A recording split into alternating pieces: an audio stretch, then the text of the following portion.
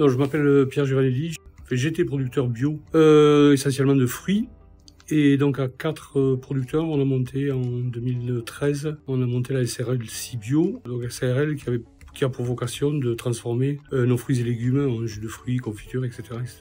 Notre cœur de métier, c'est le fruit et légumes frais. Et l'idée en 2013, de monter cette boîte, c'était parce que dans nos productions pour le frais, il y a de plus en plus d'écarts de tri, donc de volumes en fruits et légumes qui ne peuvent pas être commercialisés sur le marché du frais. Et ces volumes-là, il nous est venu l'idée donc de les transformer pour continuer à valoriser l'ensemble de notre production. Et avant, ces fruits et ces légumes-là, ils partaient à la poubelle ou ils partaient en épandage agronomique, enfin, on les détruisait. L'activité de Cibio, en fait, c'est 3 activités sur le même site. Une activité en prestation de service. Donc la prestation de service, ce sont des producteurs qui nous amènent leurs fruits et légumes, on les transforme et c'est eux qui commercialisent. Et ensuite 2 activités autour de Cibio. Une activité en marque distributeur, donc c'est nos produits transformés qui s'en vont sur une étiquette dans le distributeur, et la marque Cibio.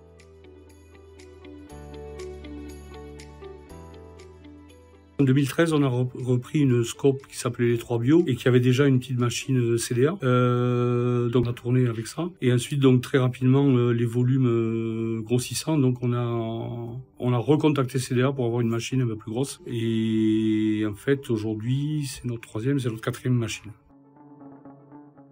Je vous disais tout à l'heure qu'on a une activité qui est quand même assez diverse, donc qui va de la prestation de service à la marque Cibio, en passant par l'industrie vers la glace et vers les glaciers et compagnie. Ce qui veut dire qu'en termes d'étiquetage, de palettisation, etc., mais surtout d'étiquetage, on a besoin d'une très grande flexibilité, puisqu'on reçoit des étiquettes. On a non seulement nos étiquettes, mais on a aussi toutes les étiquettes des clients qui sont différentes des nôtres, etc. Le choix d'aller vers CDA, c'est la souplesse justement de ces machines, qui peuvent accepter plusieurs formats d'étiquettes, des étiquettes en roulante, des étiquettes et des contres, etc., etc.